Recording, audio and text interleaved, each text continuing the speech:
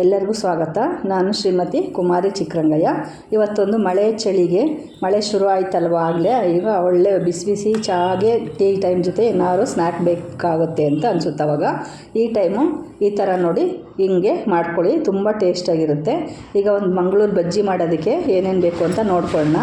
ಹಸಿಮೆಣಸಿನ್ಕಾಯಿ, ಕರಿಬೇವು, ಹಸಿ ಶುಂಠಿ ಮತ್ತು ಬೇಕಿಂಗ್ ಸೋಡಾ ಸ್ವಲ್ಪ, ಒಂದು ಅರ್ಧ ಕಟ್ ಕೊತ್ತಂಬರಿ, ಜೀರಿಗೆ 1 ಸ್ಪೂನು, ಇಂಗು ಮತ್ತು ರುಚಿಗೆ ತಕ್ಕಷ್ಟು ಉಪ್ಪು ಮತ್ತು ಹಸಿ ತೆಂಗಿನ ತುರಿ ಒಂದು 3 ಸ್ಪೂನಷ್ಟು ತುರಿದು ಇಟ್ಕೊಂಡಿದ್ದೀನಿ ದಪ್ಪಗೆ.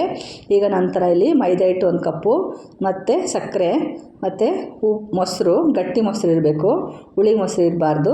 ನೋಡಿ ಈ ಥರ ಎಲ್ಲ ತೊಗೊಂಡಿರೋದನ್ನು ನಾನು ಒಂದು ಬೌಲ್ಗೆ ಈಗೆಲ್ಲ ಒಂದೊಂದೇ ಮಿಕ್ಸ್ ಮಾಡ್ತಾ ಬರ್ತೀನಿ. ಯಾರೆಲ್ಲ ಫಸ್ಟ್ ಟೈಮ್ ನೋಡ್ತಾ ಇದ್ದೀರೋ ನಮ್ಮ ಚಾನಲ್ಲು ಖಂಡಿತ ಲೈಕ್ ಮಾಡಿ, ಶೇರ್ ಮಾಡಿ, ಪ್ಲೀಸ್ ಲೈಕ್ ಮಾಡಿ ಮತ್ತು ವಿಡಿಯೋ ಕಡೆಯವರೆಗೂ ನೋಡಿ.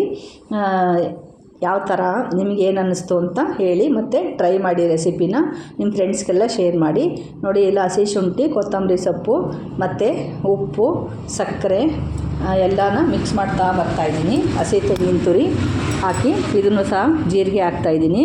ಜೀರಿಗೆ ಹಾಕಿ ನಾನು ಆಗೆಲ್ಲ ತೋರಿಸಿದ್ನಲ್ಲ ಪ್ಲೇಟಲ್ಲಿ ಇಟ್ಕೊಂಡಿರೋದು, ಅದನ್ನಷ್ಟನ್ನು ಸಹ ಹಾಕಿ ಚೆನ್ನಾಗಿ ಮಿಕ್ಸ್ ಮಾಡ್ಕೊಳ್ಳೋಣ. ಮಿಕ್ಸ್ ಮಾಡಿಕೊಂಡು ನಾವು ಚೆನ್ನಾಗಿ ಒಂದು ಅದಕ್ಕೆ ಮಾಡ್ಕೋಬೇಕಾಗತ್ತೆ. ತೆಂಗಿನ ತುರಿ, ಹಸಿಮೆಣಸಿನ್ಕಾಯಿ, ಜೀರಿಗೆ ಎಲ್ಲ ಮಿಕ್ಸ್ ಆಗಬೇಕದು. ಈಗ ನಂತರ ಮೊಸರು ಹಾಕ್ಕೊಳ್ತಾ ಸ್ವಲ್ಪನೇ ಹಾಕ್ಕೊಳ್ತಾ ನಾವು ಚೆನ್ನಾಗಿ ಮಿಕ್ಸ್ ಮಾಡ್ಕೊಂಡು ಬರಬೇಕಾಗತ್ತೆ. ನಿಧಾನಕ್ಕೆ ನೋಡ್ಕೊಂಡು ಹಾಕ್ಕೋಬೇಕಾಗತ್ತೆ. ಈಗ ಚೆನ್ನಾಗಿ ಹಿಂಗೆ ಕಲಿಸ್ಕೊಳ್ಳೋಣ. ಬಜ್ಜಿ ಹಿಟ್ಟನ್ನು ಅದಕ್ಕೆ ಕಲಿಸ್ಕೋಬೇಕು. ಈಗ ನಾನು ಇನ್ನೊಂದು ಸ್ವಲ್ಪ ಮೊಸರು ಹಾಕ್ಕೊತೀನಿ, ಗಟ್ಟಿ ಅನ್ನಿಸ್ತಿದೆ ನೋಡಿ. ಈ ಥರ ಎಲ್ಲ ಚೆನ್ನಾಗಿ ಈಗ ಮಿಕ್ಸ್ ಮಾಡ್ಕೊಳ್ಳೋಣ.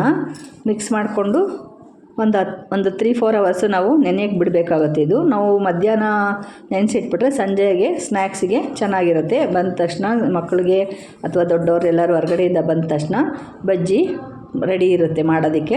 ತಕ್ಷಣ ಕರ್ದು ಕೊಡ್ತಾ ಇರ್ಬೋದು, ಯಾವುದೇ ಗೊಂದಲ ಇರೋಲ್ಲ ಮತ್ತು ಪ್ರಿಪ್ರೇಷನ್ ಮಾಡೋ ಅವಶ್ಯಕತೆ ಇರೋಲ್ಲ. ನಾನು ಈಗ ಮುಚ್ಚಿಟ್ಟಿದ್ದೀನಿ. ಮುಚ್ಚಿಟ್ಬಿಟ್ಟು ನಂತರ ನೋಡಿ ಇದು ಚೆನ್ನಾಗಿ ಉಬ್ಬಿ ಬಂದಿದೆ.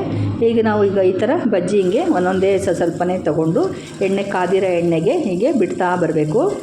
ನೋಡಿ ಈ ಥರ ದಪ್ಪ ಆಗುತ್ತದು ಮತ್ತು ಒಳಗಡೆ ಮೇಲ್ಗಡೆ ಕ್ರಿಸ್ಪಿಗಿರುತ್ತೆ, ಒಳಗಡೆ ಸಾಫ್ಟಾಗಿರುತ್ತೆ.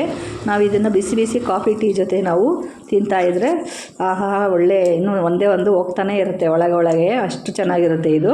ನೋಡಿ ಈ ಥರ ಎಲ್ಲ ಕೆಂಪಗೆ ಆಯಿತು. ಥರ ತಿರ್ಸ್ಕೊಂಡು ಸಣ್ಣ ಉರಿ ಇಟ್ಕೊಂಡು ಬೇಯಿಸ್ಕೋಬೇಕು ನಾವು.